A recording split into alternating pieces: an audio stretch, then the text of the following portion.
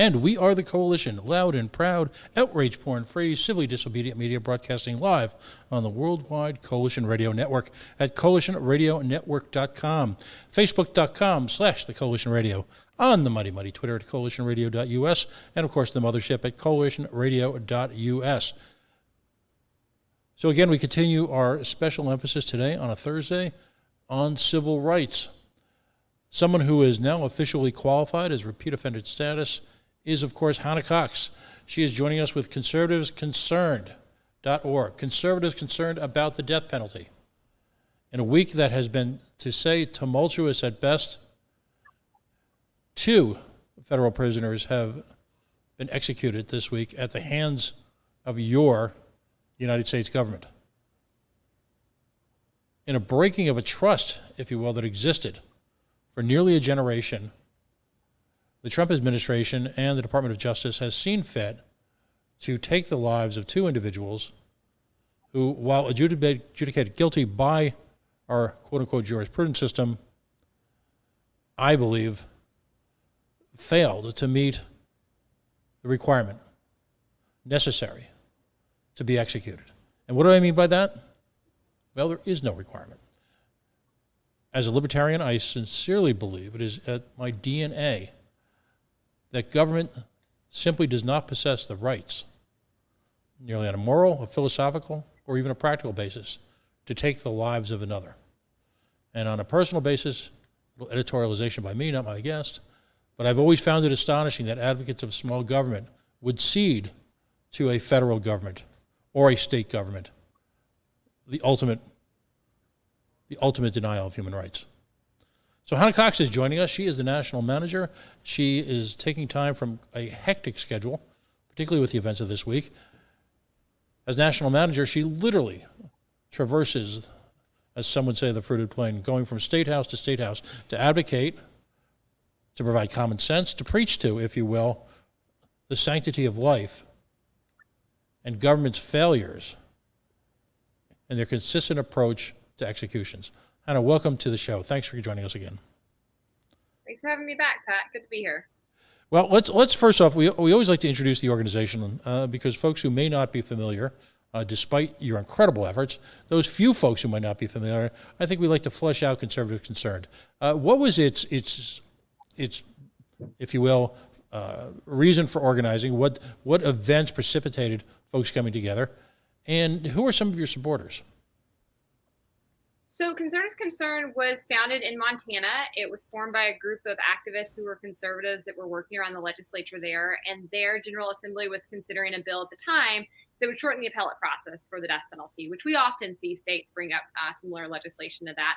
And this group really felt strongly that that conservative values didn't line up with the death penalty, and that this was something conservatives should be against and should be working against. And so they sort of loosely started calling themselves Conservatives Concerned about the death penalty. They started talking to other Republicans.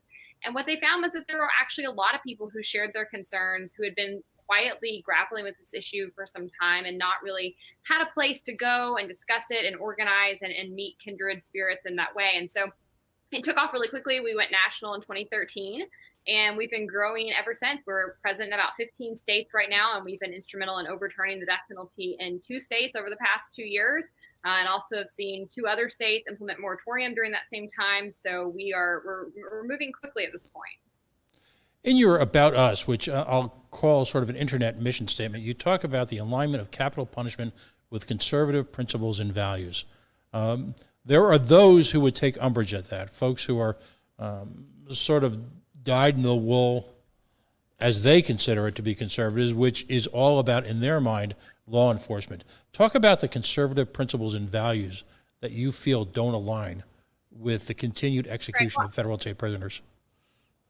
I think there's some inconsistency in conservative values in more ways than one lately. We're kind of losing what the word means. But traditionally, conservatism was built on a couple of principles. We believe in a limited government. Why? Because we know government is prone to corruption and error and misuse of tax dollars. We believe in fiscal responsibility, fiscal conservatism. We think that we should collect a minimum number of tax dollars, and that those that we do collect should be used towards programs that actually produce the desired outcomes. And lastly, we believe in the sanctity of human life. We are people who say that we believe there are individual rights that the government cannot take from you. And certainly, I think we should include the very right to your life under that. And so, for all of these reasons, the death penalty fails to actually measure up to conservative values. And what we found is that people who want to be consistent in their principles and really live out their views in a holistic way and be effective have recognized that this is a huge hypocrisy that can't continue. And so we are constantly seeing more and more Republicans coming to this awareness, recognizing that this view never vibed with our values, with our principles. It was never something that actually should have been in our realm of support. And we're seeing a lot of Republicans turn against it. We've had 10 states in the past year alone with Republican-sponsored bills to repeal the death penalty. Nearly 60 Republicans were signed on as sponsors to those bills across those 10 states. And then we saw dozens of other Republicans on top of that voting in favor of these bills. And a lot of prominent Republicans coming out and making it publicly known that they are now against the death penalty. So I don't think that we're alone in saying the death penalty fails to measure up to conservatism, but I certainly think that for many decades that was a huge Achilles heel. Right now, there are, I believe, approximately 60 federal prisoners on what would be considered the federal death row. 60 males, and I believe one woman currently. Was there a formal moratorium against the death penalty for a number of years, or it was just sort of a tacit acknowledgement that there were issues there that needed to be pursued? There wasn't a federal moratorium, but in keeping with what we've seen across the country, there's been a huge downward trajectory in the usage. We've seen new death sentences plummet by at least 60% nationwide, and we've seen across the states that still have it, which is only 25 that still have active death penalty systems, over a third of them haven't carried out an execution in a decade or more. So the federal government was in keeping with where the states really were on this issue and had not carried out an execution in 17 years until this week. And so many see this as really out of left field and really outside of where the country as a whole is moving on this issue for decades. Attorney General Barr had retreated, if you will, somewhat ignominiously a few months ago, and I believe it was the last time we spoke, a lifetime away, pre-COVID, if you will, from this. And at the time, what had he cited as his issues from, if you will, resuming, as it seems now temporarily, that moratorium?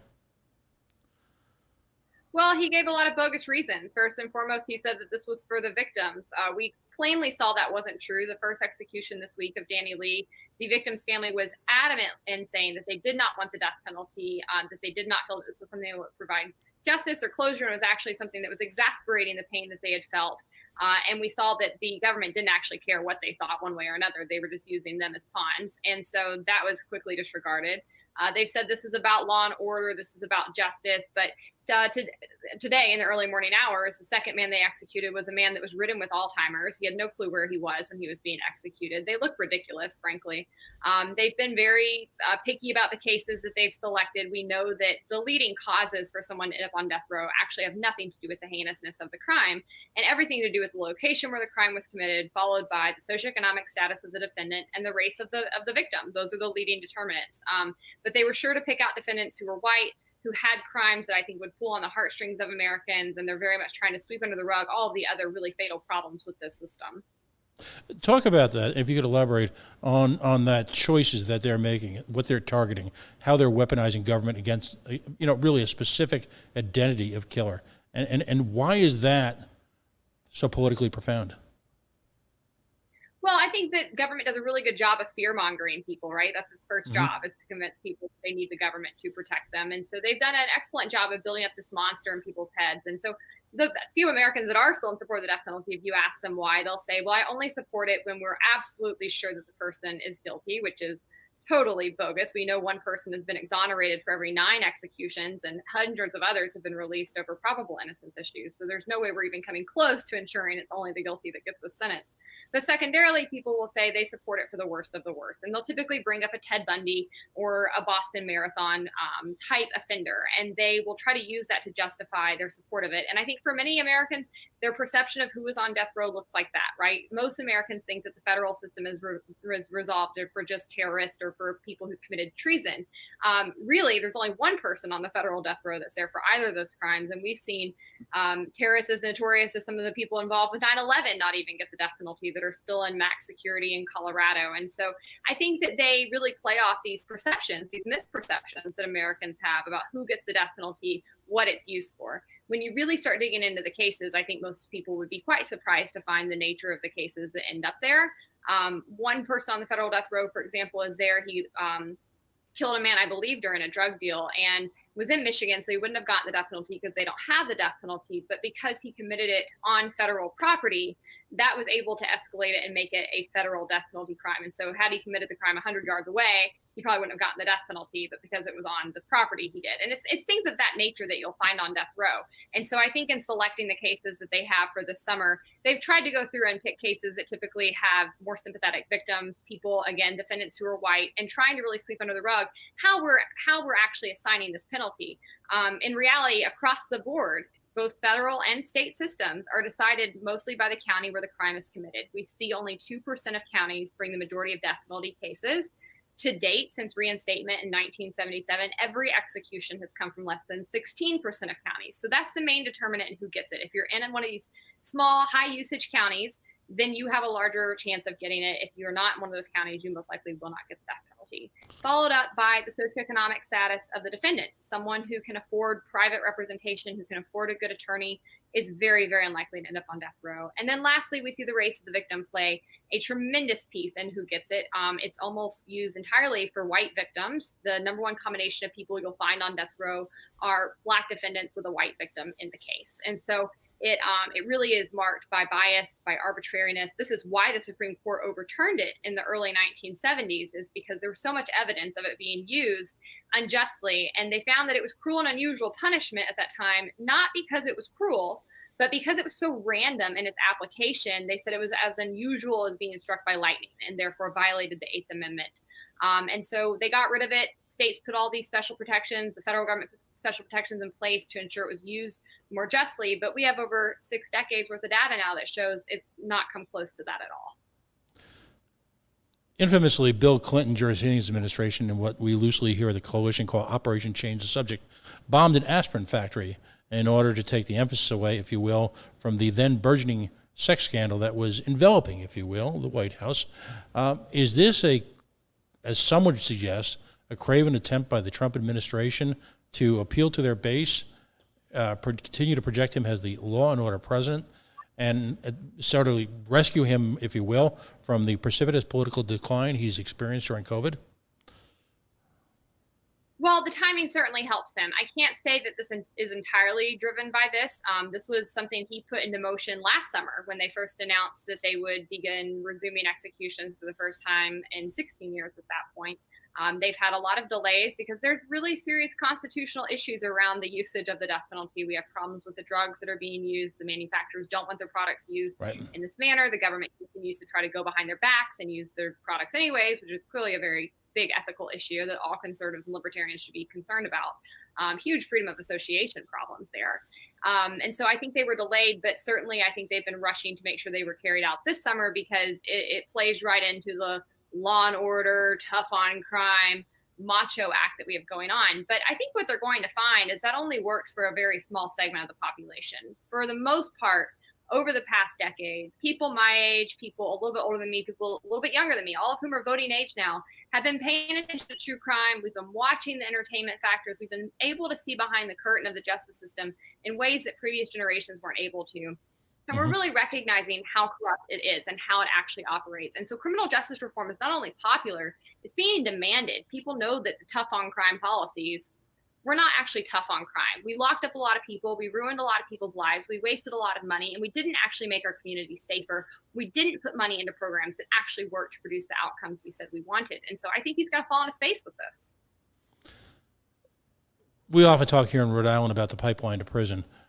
Clearly socioeconomic effects precipitated by poor legal support at the local level engender that, in addition to the criminalization of what had been formerly civil crimes, and then continued criminalization of the drug war, which again precipitates the type of chaos that you see legally entering the judicial system. right now, clearly the nation's eyes are directed towards the pandemic. Do you believe that the federal government, particularly in this case, the Department of Justice, is taking advantage of that to try and build or at least try to assimilate a type of routineness, if you will, if that's even a word, into the execution of human beings? Well, I certainly think that they're looking for anything they can grab to distract the nation. And I think that, from the era Trump is from, in the 1990s and 2000s when he was in his prime, the death penalty was a hot topic. It really got people's attention, and it kind of created a sense of safety. And again, I just think he's really out of touch with where the nation has moved. But yeah, I think he's putting his chips in that basket and hoping that gets people somehow galvanized to rally behind him. I think he's correctly reading into a sentiment in the country where there is going to be some pushback over some of the protests that we've seen in this country over the summer, and over some of the things like toppling statues. I think there is a segment of the population that has been bothered by that, specifically within its space. So I think trying to appear tough on crime is something that he's trying to use to pit himself as the opposite to Democrats. Regardless of what his motivations are, though, I certainly think you can say the administration has little reason to carry these executions out, except for the fact that they're playing politics with people's lives. That not only affects the defendants, but more importantly, again, it affects the families. We work with murder victims' family members across this country, and they're so often used as pawns and have their names drug into these things by politicians who are seeking to make a name for themselves or prove a point politically. When in reality, if you listen to the majority of victims' family members that we work with and hear from, they don't want the death penalty. It's something that actually causes them further harm and trauma and keeps them in a period of having to go in and out of courts. And then as the family faced this week, having to consider traveling to be present for an execution in the middle of COVID, which would expose them, and they didn't feel safe doing that, and the courts didn't care, and the government didn't care, and they did it anyway. So they were just disrespected from start to finish. Is there any sense, if you will, and it's hard because these cases are so diverse, the jurisdictions are numerous, but we speak to the victims' families. Is there any overall number or estimate of how many years this adds to the victims' families' participation in events that I would imagine clearly they wish to put behind them? Yeah, I believe the average time from sentence to execution is somewhere between 15 and 20 years. That differs, of course, based on the location, the state, or the federal system in which state the sentence occurs in. But it's certainly a decades-long affair for them that really prevents them from being able to begin to move forward. I don't like the word closure, as I've been told by the majority of those families. That's not really ascertainable, but it prevents them from being able to pick up the pieces and begin to try to move forward. It prevents them from being able to find healing, true forgiveness. And also, it wastes a lot of resources that could be better spent on actual services that victims' families need after something like this has occurred, whether that be therapy, temporary childcare if they've lost a spouse. It could be help with paying their bills if they've lost the breadwinner in their family, and things of that nature. On one hand, of course, you've got situations, I would imagine, where literally family members pass without this quote-unquote ending. And I agree with you. I abhor the term closure. I can't imagine there is anything called closure, particularly for a parent. But to your second point, doesn't the nature of our justice system in its entirety represent the continuation of these type of environments because of its complete politicization?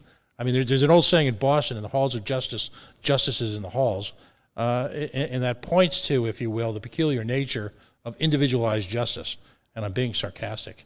Is there any will in the political system at this point to just bring all this madness to an end? I'm not just talking about the final point when crimes are committed that take lives or crimes that are committed that qualify for the death penalty. But if in fact the entire pipeline to prison, is there any recognition at any level how thoroughly failed at every level this system is?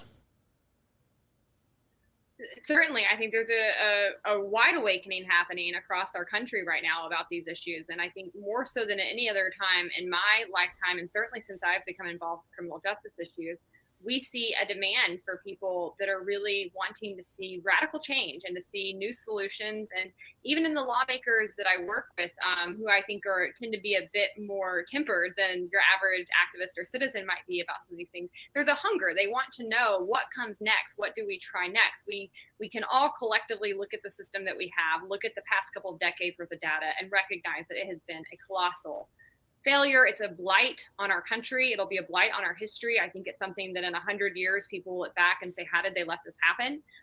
It's an embarrassment. And I think that everybody is sort of waking up to that, except for a few people on the fringe in both parties. But I think when it comes to what do we do, it's such a monstrous thing to try to fix. It's going to take a lot of time and a lot of energy and a lot of bipartisanship to come together. Fortunately, criminal justice reform seems to be the one thing we're coming together on thus far.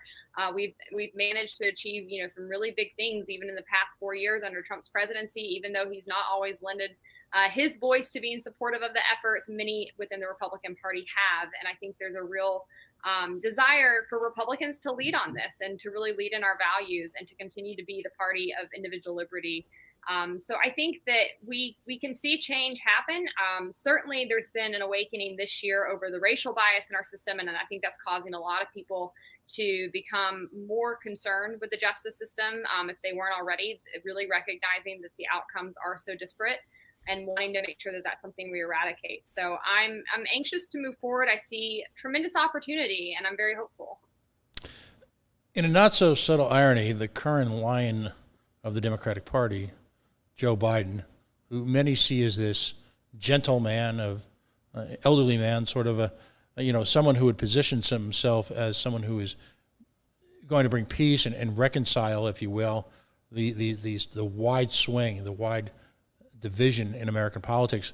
Quite frankly, is almost single-handedly responsible for some of the issues that have brought our criminal justice system to where it is. And I'm talking about, obviously, minimum sentencing, third strike, broken glass. I mean, here's someone who was there all along and was very often a vocal supporter of some of the most important provisions, if you will, of criminal justice system that have precipitated exactly what we're dealing with right now: the unrest, the multi-generational, if you will, economic racism, all of that.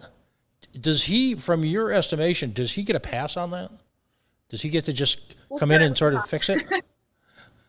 No, and I think, that's a problem we see across the board, where you have politicians in office for years and years and years and years, and then they claim to have the solutions. Like, well, where were you 10 years ago with these solutions, bud?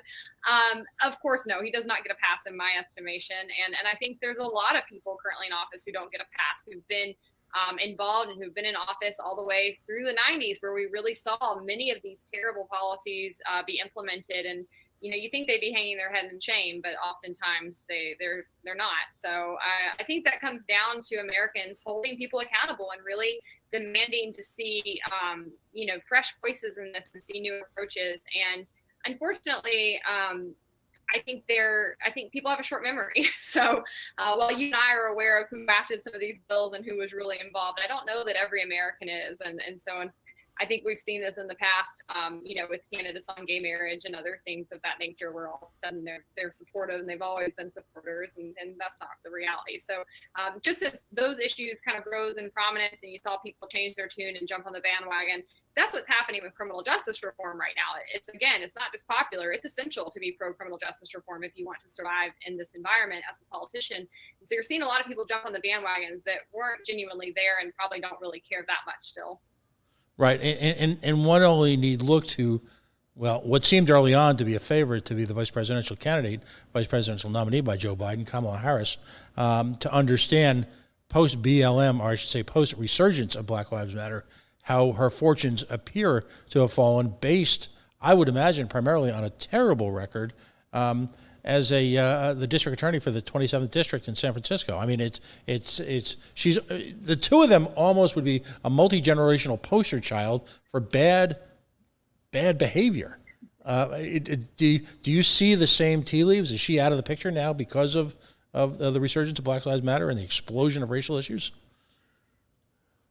Well, I can't really speak on the campaign. I run a nonprofit, so I'm focused on the policy issue, and I don't really care what they do with their ticket. But I think certainly we're seeing repercussions for prosecutors across this country. It used to be something people hung their hat on to run, and that was really, their like next step in the ladder, next rung that they stepped up on. And nowadays, it's not working out that way for a lot of people. We're seeing many prosecutors replaced with prosecutors who are reform-minded, who are running on reform.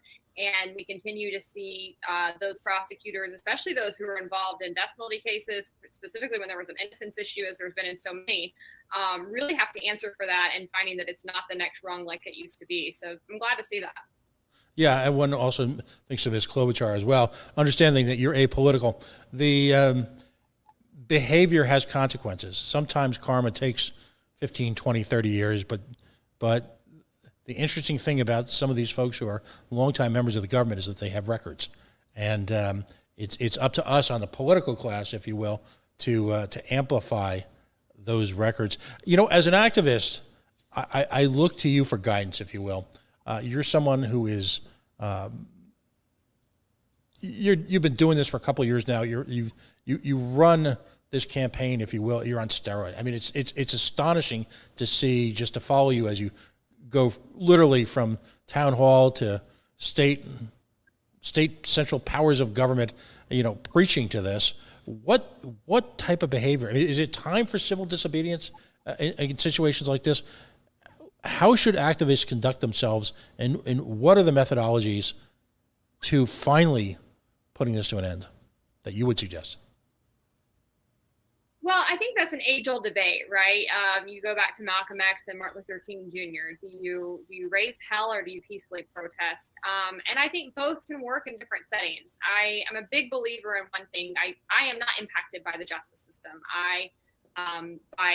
By virtue of being a white woman, by virtue of being middle class, by virtue of having familial connections, I have not been had the interactions with the criminal justice system that many people have in this country, and I know that, and I'm very lucky to be in that position. So I'm not going to tell people who have been impacted by that system, who have had their lives taken, their fortunes taken, who have seen their families killed by the system, the best way for them to protest. I don't think that that's my place. I can't speak to what I would be doing. If I had lost loved ones to the system, you'd probably see me freaking out in the streets as well. For me, for our organization, we find that we have tremendous success just going in and talking with people. This is something that is very well received, and it's something that people are genuinely interested in. They're curious about it. They want to know, what am I missing? Why should conservatives be concerned with the system? And I always say that within an elevator pitch's time, I can usually talk most people, maybe not to be an abolitionist totally, but at least backing off their support for the death penalty, because there's just so many problems with it. I think support for it runs about a mile wide and an inch deep. And if you really just get in front of a person and let them know, like, hey, these are the innocence issues. This is how hard it is to work an innocence case out of the system. This is how it's actually sentenced. This is who we give it to. These are the costs involved. These are the opportunity costs involved. There's not a lot of good arguments for it. And we see that at state legislatures as well. People always ask, who's your opposition? We only really have one form of organized opposition. It's usually the district attorneys' conferences, and they come in and they don't really have a leg to stand on. They're great arguers. That's their job. That's what they've built their careers on. But they don't have a lot of talking points in their corner because the facts are just on our side around this. And so we've seen great results. We're active at state capitals. We're talking to state lawmakers. We are talking to the stakeholders. We're typically working with very large coalitions of murder victims' family members and law enforcement. You'll find a lot of retired members of law enforcement, a lot of retired attorneys general and district attorneys and others who've actually had to be involved in these processes. People who've worked in corrections are adamantly opposed and get very vocal. And so we work with those populations, and we really try to elevate the stakeholders, people who have been impacted by this system directly, and let them speak for themselves. And what we find is that we win. I think we'll continue to. Yeah, it's fascinating to me when I meet folks who were part of the system. One thinks of someone like Judge Jim Gray of the Libertarian Movement, who was an early heroic opponent to the drug war, having served as a judge in California, having served in the military and adjudicated cases within the military about drugs post-Vietnam, and to meet someone of that stature who undergoes that type of lifetime conversion. Again, these folks are heroic because they're essentially revolting against a culture of death, in this case, that they've been steeped in their entire lives. We would do well to listen to those folks because of their it's not a cliche. It's not a bad Hollywood movie where the guy gets let off at the end. We've seen twice this week where there are numerous attempts to end, if you will, the execution and the torture at the very end, both for victims' families as well as the families of these criminals. I mean, it's horrific, absolutely horrific. You know, there are a number of people, and I'd like to try and start a little bit of a bandwagon within the libertarian movement because I think we need to be shaken up a little bit about current issues. Are you aware of who is up next, and you know what the nature of the case is? Is there, you know, so often this comes to the attention via the media. I mean, your efforts are heroic, but so often this comes to the mass attention when, quite frankly, it's too late. You know, there's an execution scheduled. We're days away, and then all of a sudden the news shows up.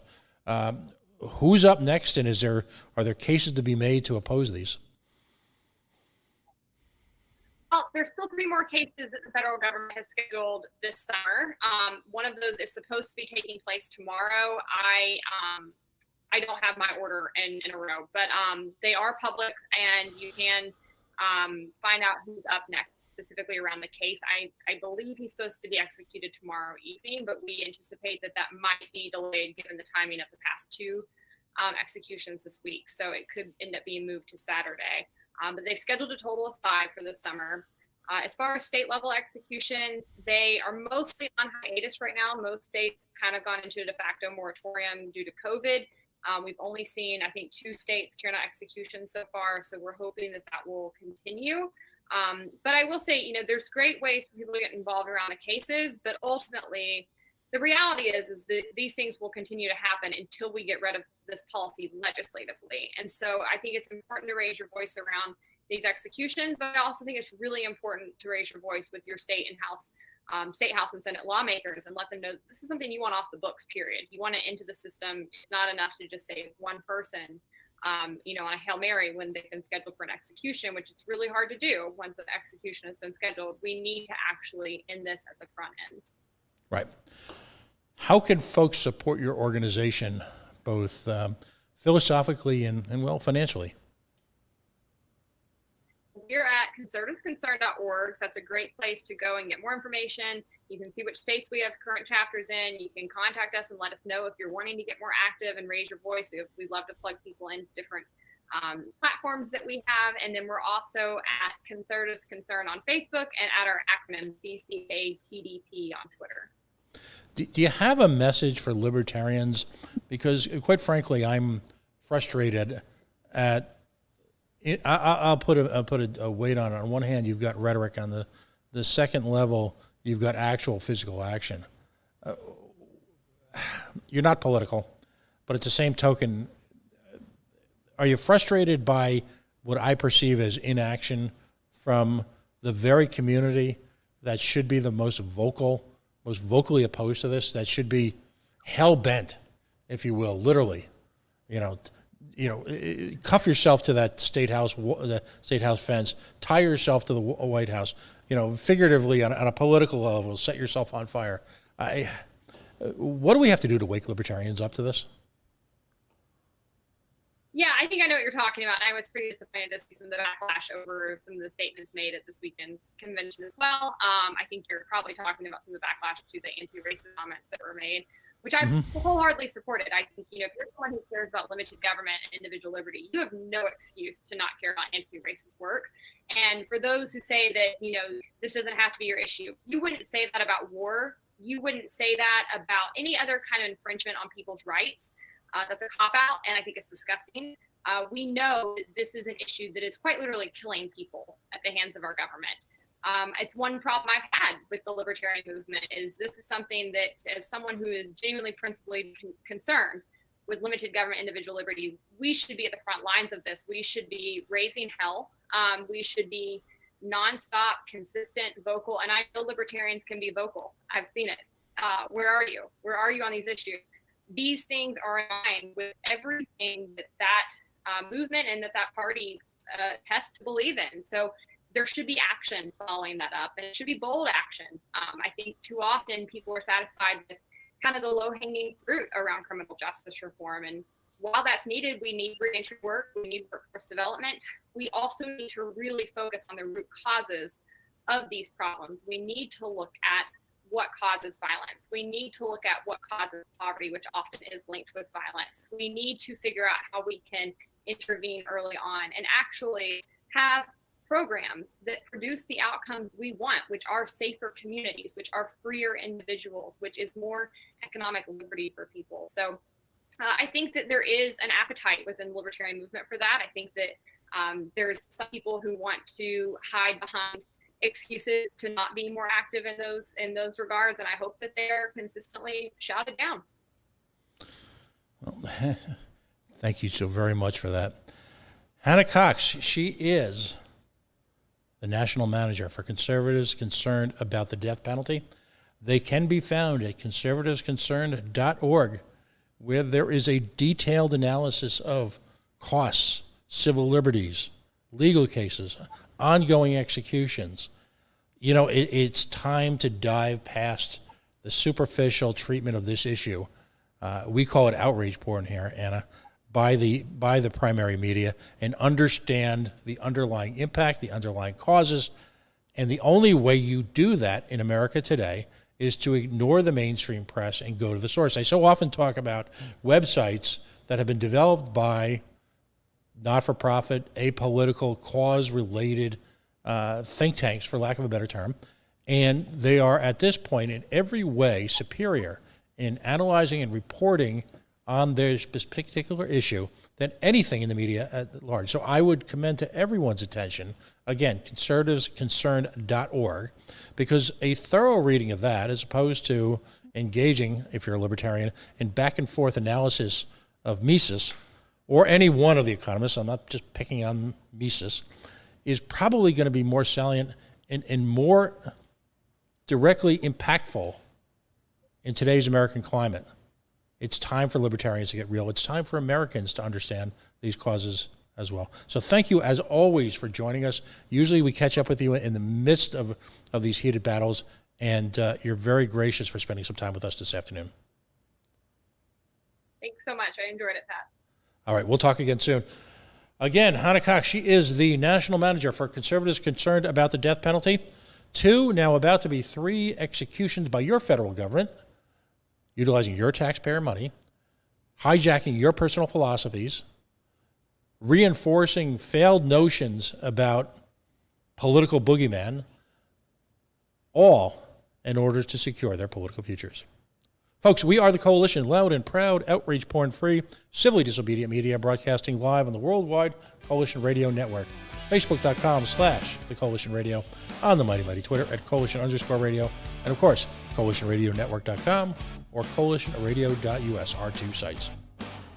We'll be back shortly. There's more programming tonight.